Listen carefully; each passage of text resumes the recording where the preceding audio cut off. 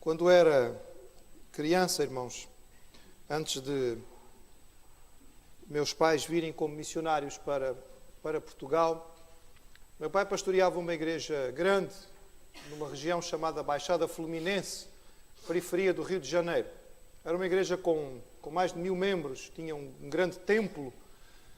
E como filho de pastor, tinha que chegar à igreja cedo, porque o meu pai era dos primeiros a chegar.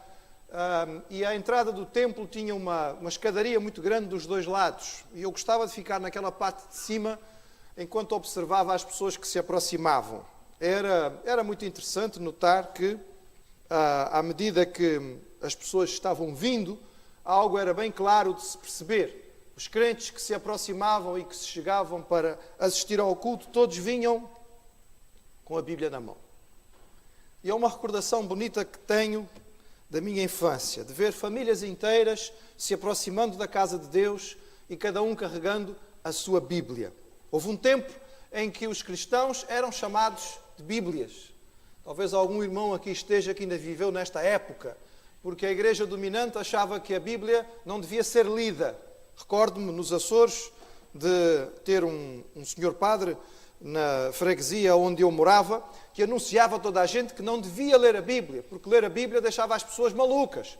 As pessoas ficavam doidas quando liam a Bíblia. Felizmente acho que já muito mudou na Igreja Romana no que diz respeito a isto. Mas, de facto, naquela altura, os crentes eram conhecidos como os Bíblias, porque eles tinham a Bíblia, enquanto a Igreja dominante não a tinha. E quando nós olhamos para a palavra do Senhor, ficamos sempre deslumbrados. Um livro que demorou cerca de 1600 a 1800 anos para ser escrito, uma biblioteca com 66 livros diferentes, a revelação de Deus para nós, de um Deus que fala, de um Deus que comunica, a nossa principal forma de compreender a vontade de Deus, já que a sua presença encarnada em Jesus Cristo foi temporária, foi num período curto de tempo. Então é a Bíblia a nossa principal base e regra de fé e de prática. Mas diante desta verdade tão extraordinária que ela representa para nós, nós podemos perguntar: então porquê é que a Bíblia termina? E confesso aos irmãos que não me tinha feito esta pergunta. Mas uma das coisas bonitas do discipulado é que quando discipulamos alguém, não somos só nós que ensinamos, também aprendemos. E o Senhor nos ensinou a fazer o trabalho de discipulado exatamente porque quando temos esta responsabilidade, nós também crescemos. Porque somos obrigados a acompanhar aquele que estamos a desenvolver na fé. E foi uma jovem em discipulado que me colocou esta questão: pastor, porquê é que a Bíblia termina? Porquê é que termina? Porquê é que acaba? Porquê é que não continuou havendo profetas e apóstolos e outras pessoas a escreverem para que nós pudéssemos ter mais? Porquê é que a Bíblia acaba? Porquê é que há uma página final? Porquê é que termina? E esta pergunta ficou na minha mente e deu-me muito o que fazer, irmãos, para preparar a resposta. Os pastores não têm todas as respostas, irmãos. Algumas, depois de estudar, eles conseguem responder. Algumas, nem depois de muito estudo.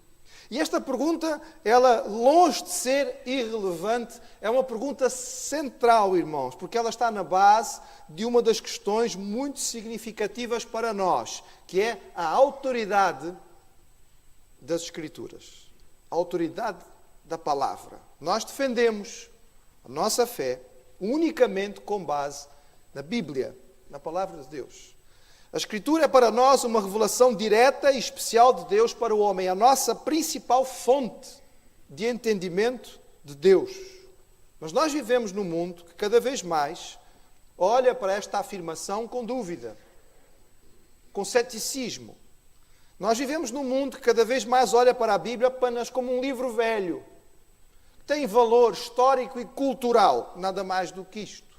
Olha para a Bíblia como um livro irrelevante para as nossas vidas práticas diárias, a não ser para um grupo de fanáticos religiosos obcecados pela Igreja.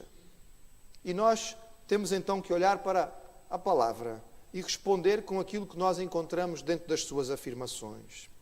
Paulo, escrevendo a Timóteo na sua segunda carta, no capítulo 3, os irmãos podem abrir se quiserem, se não souberem este texto de cor, segunda carta de Timóteo, capítulo 3.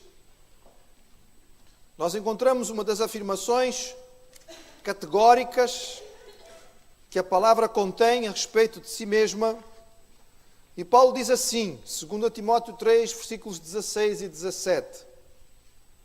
Toda a Escritura, divinamente inspirada, é proveitosa para ensinar, para redarguir, para corrigir, para instruir em justiça, para que o homem de Deus seja perfeito e perfeitamente instruído para toda a boa obra.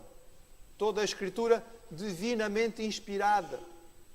Já Pedro tinha escrito, irmãos, e tinha dito, a profecia nunca foi produzida por vontade de homem algum, mas os homens santos de Deus falaram dirigidos pelo Espírito Santo. Está lá na segunda carta que Pedro escreveu. O Senhor Jesus Cristo nos chamou a atenção para a importância da palavra. Quando Ele disse, os céus e a terra passarão, mas as minhas palavras não hão de passar. É tão interessante, irmãos, o mundo em que nós vivemos. As pessoas não querem aceitar a verdade da Escritura, mas estão dispostos a aceitar qualquer charlatão que apareça na televisão com o título de doutor. Há mais ou menos um ano atrás, houve uma série deles que apareceram com muito destaque. Apareceram várias vezes em muitas reportagens e falando com muita categoria a respeito dos antigos incas e maias e como o calendário informava que o mundo ia acabar. O mundo acabou, o irmão sabia. Acabou, mais ou menos um ano atrás, o mundo acabou. Ou não? Não deu conta? Pois não, não é, irmãos? Mas agora já ninguém fala nisso. Já repararam? Já ninguém fala nisso. Onde é que estão os doutores que afirmaram categoricamente que aquilo era um calendário muito bem pensado, cientificamente, e que realmente o mundo ia acabar? No dia seguinte à sua profecia, irmãos, ninguém foi questioná-los e perguntar onde é que eles estavam. Passaram impunemente.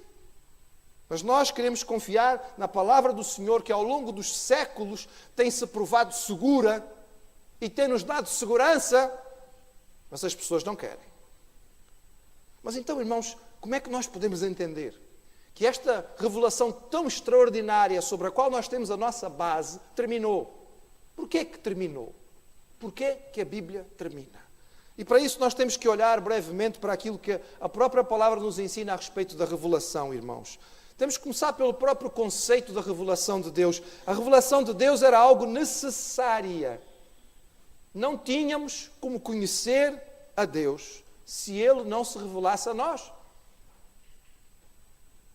Somos tão limitados, irmãos. Somos tão pequenos. Estamos tão distantes da grandeza de Deus, que se Ele, como ser supremo, superior, espiritual, que vive e que não pode ser tocado e nem visto com olhos humanos, se Ele não se revelasse a nós, nós nunca teríamos conhecido e entendido quem Ele era. Viveríamos em especulação.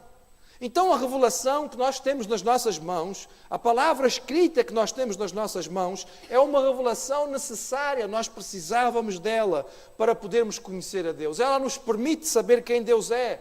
Permite-nos entender algo sobre a sua pessoa, sobre a sua forma de agir, sobre os seus planos. E esta revelação, irmãos, é uma revelação salvadora. Ela foi-nos dada de modo a que o homem pudesse voltar à comunhão com Deus. Essa comunhão tinha sido perdida, porque tendo Deus dado ao homem a opção da escolha, o homem escolheu a desobediência, a rebeldia. O homem escolheu viver separado de Deus e não ia poder voltar a estar com Deus se Deus não tivesse lhe mostrado o caminho. O homem fica tateando à procura de alternativas, fica como que alguém no escuro tentando achar a porta e não consegue. Por isso, Deus precisava se revelar e nos mostrar como é que nós podíamos chegar lá. Toda a revelação de Deus na sua palavra visa isto, o retorno do homem ao plano original do Criador, de vivermos em comunhão plena e estável com Ele. E esta revelação, irmãos, foi uma revelação pessoal. Foi uma revelação de um ser pessoal a outro ser pessoal. De Deus, pessoa, ao homem, pessoa. E o Senhor o fez por meio de homens que escreveram por Ele inspirados. De vez em quando encontramos alguém iluminado que nos diz assim, mas a Bíblia é um livro escrito por homens. Irmãos, é complicado, sabe? Porque eu não conheço nenhum outro animal no nosso planeta que escreva. Não sei, eu sei que há animais que estão muito desenvolvidos e que já fazem uma porção de coisas, ensinados. Mas animais que escrevam, irmãos, ainda não consegui encontrar. De facto, o homem é o único que é capaz de pensar, raciocinar e escrever. Sim, irmãos, o que nós temos aqui foi escrito por homens. Mas homens inspirados por Deus. Deus lhes mostrou aquilo que devia ficar escrito. Deus tocou o seu coração e a sua mente para que aquilo que eles colocassem, até as palavras que escolhessem, pudessem ser aquelas que transmitissem o que Deus queria para nós. E esta revelação é pessoal, irmãos, e enfatizamos isto, porque ela não foi uma revelação em termos de religião. Ela não foi uma revelação para nos trazer ritual, cerimónia. Ela foi uma revelação para nos trazer vida. A revelação do Senhor visava a nossa salvação, o resgate da nossa comunhão. E como revelação pessoal, ela foi-nos dada para que nós pudéssemos andar com Deus. Era este o seu objetivo. Quando nós lemos a palavra, nós percebemos que com ela Deus pretende que as barreiras que existam entre nós possam ir caindo ao máximo, para que possamos realmente ter esta amizade, este andar com Deus, como os seus servos do passado. A revelação do Senhor, que foi salvadora e que foi pessoal, foi-se dando de forma progressiva. O Senhor não mostrou tudo de uma vez. Como bom professor, Ele foi revelando passo a passo. Ele foi dando ao homem a capacidade de assimilar as verdades. Algumas coisas que acontecem no Antigo Testamento, por vezes são difíceis de entender para nós que vivemos hoje. Mas tratava-se de uma fase da revelação. Quando um aluno está na escola primária, ele não está capacitado para receber matéria de universidade. Primeiro temos que ensinar as letras. Primeiro temos que ensinar as palavras. Primeiro temos que ensinar as somas básicas. E mais tarde o aluno vai aprender outras coisas. E um dia, se ele conseguir progredir, ele vai chegar ao nível universitário. Quando começamos a ler a palavra, nós percebemos que o Senhor foi se revelando e foi fazendo de forma progressiva. À medida que o homem ia compreendendo, ele ia mostrando mais. De vez em quando, alguns dos servos do Senhor recebiam um entendimento que estava muito para além do seu tempo. E nós então lemos, por exemplo, alguns profetas com uma compreensão da obra salvadora do Messias que a maioria não tinha à sua volta. Mas esta revelação do Senhor foi progressiva e foi sistemática. E o Senhor foi mostrando e o homem foi recebendo até que chegamos ao auge da revelação. E no auge da revelação, a palavra, o ensino, a doutrina que Deus tinha mandado ao homem tornou-se gente. Tornou-se homem e morou aqui conosco. E acabamos de celebrar este evento. Emmanuel, Deus conosco. A palavra, a revelação, o ensino, tornou-se uma pessoa e viveu aqui na terra junto conosco. Deus veio estar aqui conosco. E aquilo que nós tínhamos aprendido de ouvir, e aquilo que nós tínhamos aprendido de ler, do ensino dos profetas, foi possível ser visto. Foi possível ser tocado. E durante algum tempo, alguns tiveram este privilégio. Mas esta revelação, este auge da revelação, também nos ensina que a revelação do Senhor, que era salvífica, salvadora, que era progressiva, podia ser completada. Podia ser terminada. Jesus veio para completar a obra da nossa salvação. Ele veio como o ponto mais alto da revelação de Deus para viver aqui na terra, para nos ensinar como viver. Mas mais do que isto, Ele veio para sofrer a morte e levar os nossos pecados na cruz e ressuscitar ao terceiro dia. Tudo isto era necessário. E por isso, quando Jesus terminou a sua obra redentora no Calvário e antes de devolver o seu Espírito ao Pai, Ele disse: está consumado, está completado. Irmãos, para nós é tão difícil. Cada vez que alguém nos vem apresentar algum rito, alguma obra, algum esforço, algum sacrifício que precisa ser feito para se alcançar a salvação, exatamente porque vai contra aquilo que Jesus Cristo afirmou.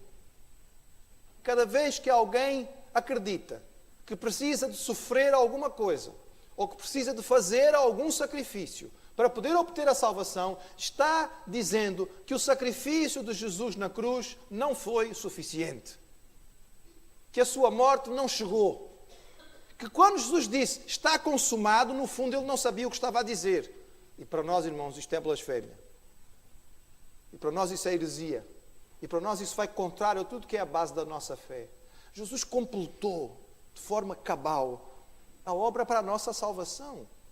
E assim como ele terminou, irmãos, a revelação do Senhor para o nosso objetivo, também podia ser terminado. Tudo o que era preciso nós sabermos para voltarmos à comunhão com o Pai e para vivermos bem com o próximo, para sermos cheios do Espírito Santo, para cumprirmos o propósito de Deus nesta vida e estarmos preparados para a próxima, tudo foi dito e terminado.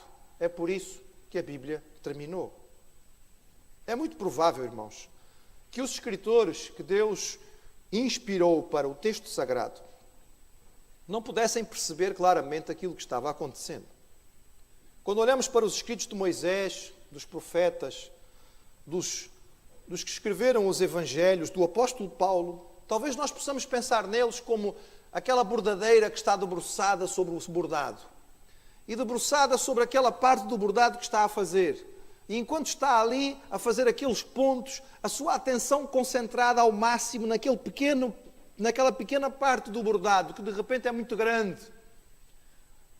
E ali estão eles, inspirados por Deus, escrevendo, colocando no papel aquilo que o Senhor estava dizendo. Estavam ali com uma bordadeira a fazer aquela parte do bordado. Mas para um bocadinho, estica o bordado, afaste-se e olhe de longe. E de repente você vai ver, aquela concentração toda, para que aquela pequena parte ficasse correta. Mas afinal, o bordado é muito mais do que isto. E provavelmente estes homens que Deus inspirou estavam concentrados naquela pequena parte do trabalho que Deus lhes deu. E talvez nem muitos deles tenham conseguido ter uma visão completa do bordado. Mas nós somos privilegiados, irmãos. Porque nós podemos ver o bordado inteiro. Podemos olhar para ele e perceber quão extraordinária é esta revelação completa que o Senhor nos deu. Temos um trajeto completo, irmãos. Temos uma história terminada. A história começa num jardim e termina numa cidade celestial. A história começa num homem criado, perdendo a comunhão, e termina com o homem vivendo em plena harmonia com o Criador. Nós temos a aliança inicial e temos a aliança final. Nós temos o Israel de Deus e temos a Igreja de Cristo. Nós temos tudo e ficamos maravilhados com aquilo que o Senhor nos dá, sabendo como tudo começou. Porquê começou como começou? O que é que foi que deu errado? E como é que nós podemos solucionar o problema maior do pecado e ter um vislumbre claro e definido de como todas as coisas irão terminar? Revelação necessária, revelação salvadora, revelação pessoal, revelação progressiva, revelação terminada. Mas nós não podemos terminar ainda, irmãos. Porque apesar de ser tudo maravilhoso e não termos nenhuma dúvida de chamar novamente a atenção para este livro extraordinário que nós temos nas nossas mãos, de facto temos a revelação de Deus de modo definido e completo. Isso nos faz amar este livro e respeitá-lo ainda mais. Mas nós devemos nos lembrar que apesar desta revelação estar terminada, a história continua. O que o Senhor precisava nos mostrar, Ele nos mostrou. E por isso a Bíblia termina, mas a história continua. Poderíamos usar aqui a metáfora de uma peça de teatro em 5 atos. O primeiro ato, a criação de Deus. O segundo, a queda do homem em pecado. O terceiro ato, a história do povo de Israel. O quarto, a vida, a obra, a morte e a ressurreição de Jesus. E o quinto ato é a igreja. E este quinto ato não terminou. Este quinto ato continua. É a igreja, somos nós. É a continuidade da história e da atuação de Deus no mundo. Nós temos um livro no Novo Testamento chamado Atos. E alguns gostam de chamá-los Atos dos Apóstolos. Provavelmente deveríamos chamá-los Atos do Espírito Santo, porque tudo aquilo que eles fizeram foi inspirados e cheios do Espírito. Este livro tem 28 capítulos. Nós somos o capítulo 29, porque a história não terminou. A revelação escrita do Senhor está terminada, completada. Tudo o que nós precisávamos o Senhor nos deu. Mas o povo escolhido de Deus, a nação santa e ativa na terra, para que a vontade do Senhor seja cumprida, continua presente e deve continuar ativa. E esta somos nós. Somos nós. A Igreja de Jesus. Chamada para trabalhar até ao fim da história. Irmãos, vamos pegar com alegria na revelação. Vamos louvar a Deus porque Ele nos deu esta revelação escrita. Pode ser lida, relida, estudada, decorada, amada. Vamos valorizar aquilo que nós temos, porque nós temos irmãos em muitos lugares do mundo que não têm acesso à Bíblia. Que lutam para poder ter uma página. Que ficam felizes quando podem se encontrar e trocar uns com os outros algumas folhas da Bíblia para descobrirem histórias novas. E nós temos em casa não sei quantas Bíblias diferentes. E Bíblias de estudo de todos os tipos. Vamos valorizar e amar aquilo que nós temos. Vamos agradecer ao Senhor. Porque a revelação que nós temos hoje é o bordado completo. Não precisamos ficar na expectativa. E o que é que vem ainda mais? Não, irmãos. O Senhor já mostrou tudo o que nós precisávamos. Nossa responsabilidade é ler e viver. Mas vamos, irmãos, com a alegria desta revelação terminada, pedir ao Espírito que nos capacite para continuar vivendo esta história.